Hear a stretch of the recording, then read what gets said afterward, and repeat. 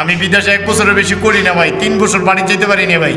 টাকা পয়সার এই টেনশন, আকামার টেনশন, টাকা কাজ নাই, কাজ আছে, নানান। কি অবস্থা সকলের? আশা করি সকলেই ভালো আছে। আলহামদুলিল্লাহ। এই যে কাদের ভাই, রফিক ভাই, আজকে আমরা জানবো অনেকেই বর্তমান সৌদি আরব আসতেছে, সৌদি আরবের অবস্থা কেমন এবং সৌদি আরবে কি দেখি পরিস্থিতি বর্তমান, সেই ব্যাপারে কথা বলবো। কাজ করা লাগে না। কি কাদের ভাই, কেমন আছেন? আলহামদুলিল্লাহ ভালো আছি।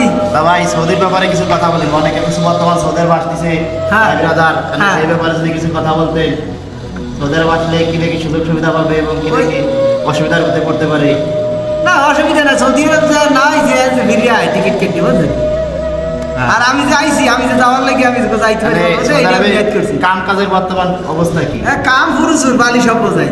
এই যে রফিক ভাই আছে, রফিক ভাই কিছু জানবো ভাই। মানে সৌদি আরবে যারা ভাই সৌদি আরবে যদি আপনারা আসেন, কোনো কোম্পানিতে আসেন, ফ্রি ভিসা আসেন না, ফ্রি ভিসার বহুত কষ্ট। ফ্রি ভিসাতে থাকা খাওয়ার পর সমস্যা, তারপরে দিয়া অনেক সুবিধা নাই। আপনারা মনে করেন যে কোম্পানি ভিসা আসবেন, ভালো থাকবেন, কম টাকা খাইবেন, কষ্ট কম পাইবেন, ভালো থাকবেন, ভালো চলবেন। তার দ্বিতীয় কথা হলো ভাই, আপনারা প্রবাসে আসবেন, নিজের জন্য অ্যাকাউন্ট করে আসবেন, বউর জন্য, মার জন্য, যার নিজের জন্য একটা অ্যাকাউন্ট করবেন, যে নিজে কিছু টাকা রাখার জন্য চেষ্টা করবেন ভাই। আর এই প্রবাস জীবন অনেক কষ্ট। যদি দেশে ভালো দোকান ব্যবসা বাণিজ্য করে খাইতে পারেন তো দেশে থাকেন, আর যদি মনে করেন প্রবাসে আসবেন তো প্রবাসে আইসা কষ্ট কাজে ভাই, পরিশ্রম, বহুত পরিশ্রম ভাই পরিশ্রম নাই ভাই। ভাই এ লোক কইছে মিথ্যা কথা। মূলত যারা দিনে কাম করছে, আজ যারা দিনে কাম করছে 100 রিয়াল, 110টা রিয়াল এই দেশের, এই বাংলাদেশের প্রায় 3400টা এই ধরে কাম করছে। সারা দিনে কাম করে না ভাই 100।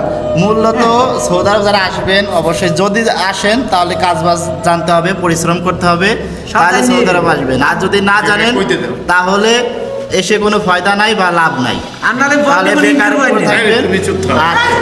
আর রফিক ভাইয়ের কাছে আমরা আর একটা জিনিস জানবো যে সৌদি আরবে ফ্রি ভিসা বলতে কোনো ভিসা আছে নাকি? এই ভিসা ঠিক আছে ভাই? যদি মানে সৌদি আরবে ফ্রি ভিসা বলতে কোনো ভিসা নাই, মূলত নিজের কাছে মূলত কফিল তার বিভিন্ন বাকালা এবং হোটেল দেখাইয়ে লোক আনে এবং বাইরে কাজ করায় আমাদের কাছ থেকে বছরে একটা অ্যামাউন্টে, বড় একটা অ্যামাউন্টে টাকা নিয়ে থাকে, আর আমাদের দিয়ে বাইরে কাজ করাই। এটাই ভাই ঠিক না ভাই? ঠিক ভাই, আপনার কথা কোনো পুরো ঠিক হয় নাই। আপনি যে সাপ্লাই দিয়ে কাম করেন 3000 রিয়াল পান, বাংলাদেশের 90,000 টাকা। আমার দাদাই 90,000 টাকা কাম করছে। তো ভাই বলতেছে যে মাসে 3000 ইনকাম করে 3000 রিয়াল।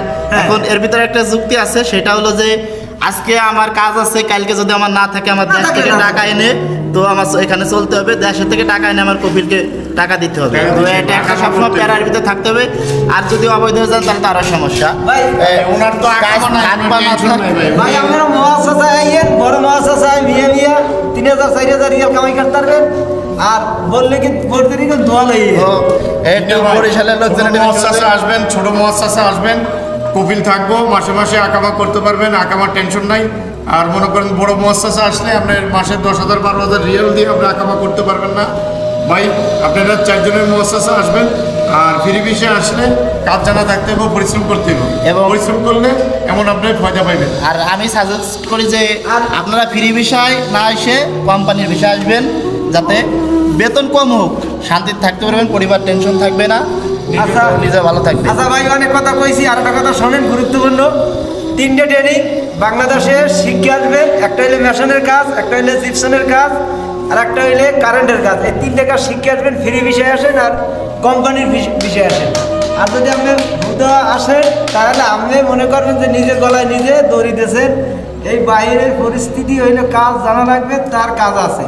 আর যে বাংলাদেশ আলিবাবা, এখন বাংলাদেশ আলিবাবা ভাই আমি দুবাই ছিলাম, বাংলাদেশ আলিবাবা আর দুবাই ছিলাম না, বাংলাদেশে আমার গ্যাস ওয়েল্ডিং এর দোকান ছিল ঢাকা খিলগাঁও। আমি 2003-এ দুবাই ছিলাম, ভারতে লিবিয়া ছিলাম ভাই। আজকে 3 বছরের ভিতরে ভাই আমি বিদেশে 1 বছরের বেশি করি না ভাই, 3 বছর বাড়ি যেতে পারি না ভাই। টাকা পয়সার এই টেনশন, আকামার টেনশন, টাকা কাজ নাই, কাজ আছে, নানান টেনশন ভাই। বউ বাচ্চা ভালাই দিয়েছি, বহুত টেনশন ভাই।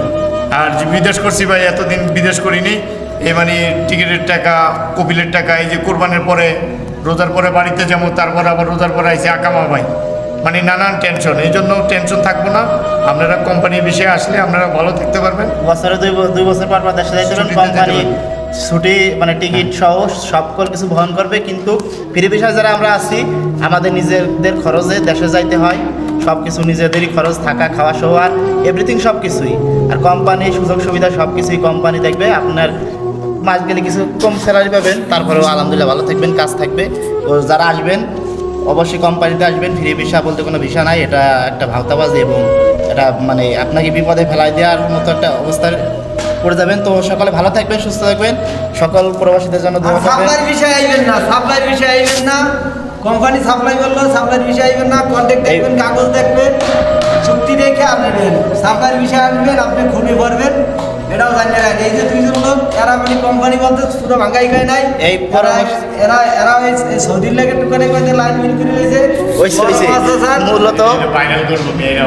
মূলত যারা আসবেন ভাইবে চিন্তা সৌদের মাটিতে আসবেন, অবশ্যই আপনার পরিস্থিতি লোক থাকা লাগবে। তো সকলে ভালো থাকেন এবং সকল প্রবাসীর জন্য দোয়া করবেন যেন প্রবাসের মাটিতে সুস্থ থাকতে পারে এবং ভালোভাবে কাজ করতে পারে, ইনকাম করতে পারে, পরিবার। শিক্ষা আসবেন, সৌদি আরবে আসবেন, কাম শিক্ষা আসবেন, সৌদি আরবে কাজ আছে। ভালো থাকেন, আল্লাহ হাফেজ। আল্লাহ হাফেজ, খোদা।